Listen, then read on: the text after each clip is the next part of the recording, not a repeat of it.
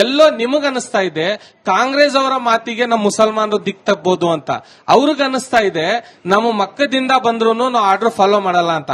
ಆ ಪಾಕಿಸ್ತಾನ ಅಂತ ಇದೆಯಲ್ಲ, ಅದು ಪಾಕಿಸ್ತಾನ ಅಲ್ಲ, ಗಲೀಜಿಸ್ತಾನ್ ಅದು. ಅರ್ಥ ಮಾಡ್ಕೊಳ್ಳಿ. ಇಲ್ಲಿರೋರು ನಾವೆಲ್ಲ ಅಣ್ತಂದಿರು.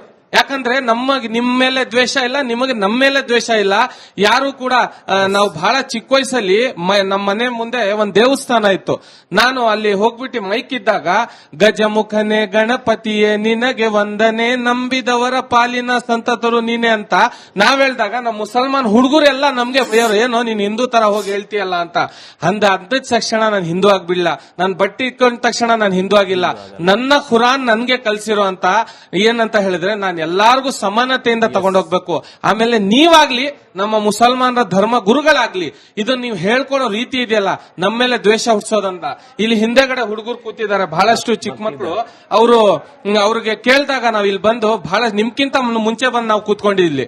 ಕೇಳಿದಾಗ ಅವ್ರಿಗೆ ಒಬ್ರು ಹೇಳಿದ್ರು ನಾನು ಓದಿ ಕಂಪ್ಲೀಟ್ ಆದ್ಮೇಲೆ ಪೊಲೀಸ್ಗೆ ಹೋಗ್ತೀನಿ ಅಂತ. ಇನ್ನೊಬ್ರು ಪೊಲೀಸ್ಗೆ ಹೋಗಾಗ ಅಷ್ಟೊಂದು ಕಾಸಿಲ್ಲ ಅಣ್ಣ, ನಾವು ಬಡವರು, ನಾವು ಮಿಲಿಟರಿಗೆ ಹೋಗ್ತೀವಿ ಅಂತ.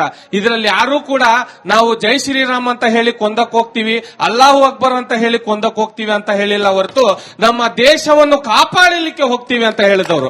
ಸೊ ಹಾಗಾಗಿ ಧರ್ಮ ಗುರುಗಳ ಸೋಗ್ನಲ್ಲಿ ಯುವ ಮನಸ್ಸುಗಳನ್ನ ಕದೋ ಕೆಲಸ ಮಾಡಬೇಡಿ.